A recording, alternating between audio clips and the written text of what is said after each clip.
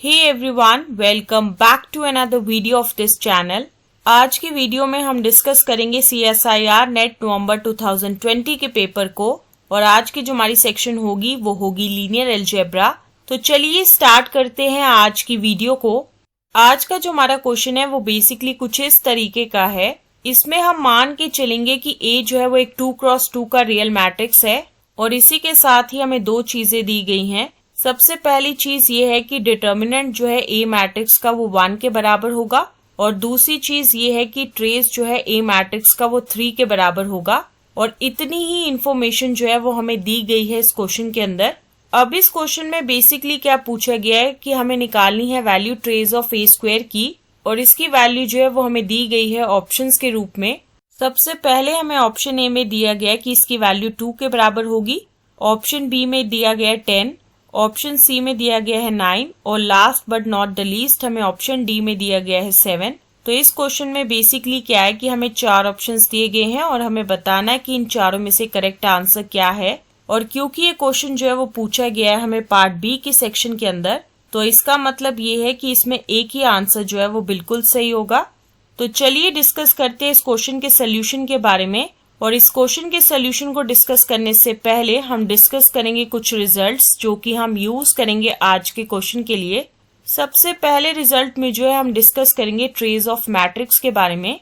तो इसमें क्या है कि हम मान के चलेंगे कि A जो है वो एक n क्रॉस n का स्क्वायर मैट्रिक्स है। तो उस टाइम पे जो ट्रेस होगा हमारे मैट्रिक्स A का वो होगा बराबर sum of eigen values of A matrix. दूसरे रिजल्ट में हम डिस्कस करेंगे डिटर्मिनेंट ऑफ मैट्रिक्स के बारे में और इसमें हम क्या करेंगे कि हम मान के चलेंगे कि A जो है वो एक स्क्वायर मैट्रिक्स है जिसका ऑर्डर n के बराबर है। तो उस टाइम पे जो डिटर्मिनेंट होगा हमारे A मैट्रिक्स का वो बराबर होगा product of eigen values of A के।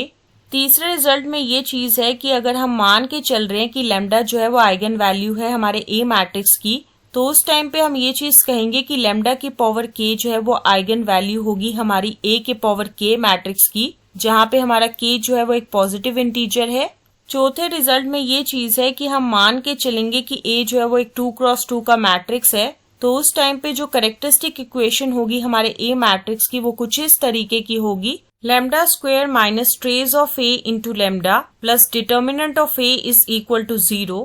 और इसी के साथ एक और चीज होगी कि लैम्डा जो है वो आइगन वैल्यू होगी हमारे 2x2 मैट्रिक्स A की over the field F if and only if lambda square minus trace of A into lambda plus determinant of A equal to 0 होगा। तो ये वो 4 रिजल्ट्स है जो कि हम यूज करेंगे आज के क्वेश्चन के लिए। अब हम आ जाते हैं हमारे क्वेश्चन की तरफ और जैसा कि आपको पता है कि इसमें हमें एक A मैट्रिक्स दिया गया है जो कि एक 2x2 का रियल मैट्रिक्स है और जहाँ पे डिटर्मिनेंट जो है A का वो 1 के बराबर है और साथ ही साथ ट्रेस जो है A मैट्रिक्स का वो 3 के बराबर है। तो उस टाइम पे जो कैरेक्टरिस्टिक इक्वेशन होगी हमारे A मैट्रिक्स की वो कुछ इस तरीके की होगी, lambda square minus 3 lambda plus 1 is equal to 0। और ये चीज पॉसिबल हुई है हमारे रिजल्ट नंबर 4 से। ये इक्वेशन जो है वो एक क्वाड्रेटिक इक्वेशन है लैम्डा में। तो इसके बाद हम ये चीज करेंगे कि हम लैम्डा की वैल्यू को कैलकुलेट करेंगे। तो इस केस में लैम्डा जो है वो बराबर होगा 3 plus minus square root of 9 minus 4 divided by 2 which is further equal to होगा 3 plus minus square root of 5 divided by 2। तो यहाँ से हम ये चीज कह सकते हैं कि जो आइगन वैल्यूज होंगी हमारी A मैट्रिक्स की वो बराबर होगी 3 plus square root of 5 divided by 2 और 3 minus square root of 5 divided by 2। और यहाँ से हम कैलकुलेट करेंगे आइगन वैल्यूज हमारे A स्क्वायर मैट्रिक्स की जो कि बराबर होगी 3 plus square root of 5 divided by 2 का होल स्क्वायर और साथ ही साथ 3 minus square root of 5 divided by 2 का होल स्क्वायर।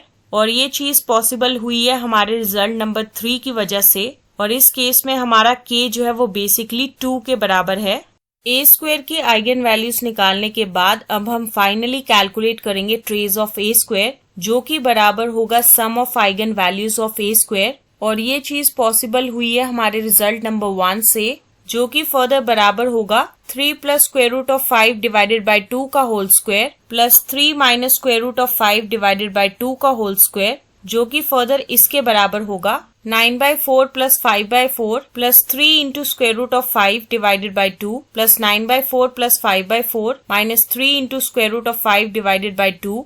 और इस केस में ये जो 3 into square root of 5 divided by 2 जो है वो कैंसिल आउट हो जाएगा इस 3 into square root of 5 divided by 2 से।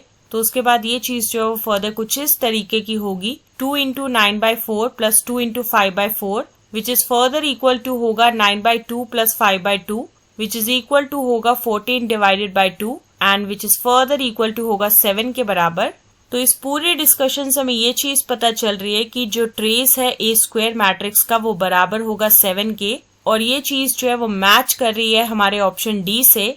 तो इसी वजह से जो है हमारा ऑप्शन डी जो है वो बिल्कुल सही है और बाकी के सभी ऑप्शंस जो है वो गलत है।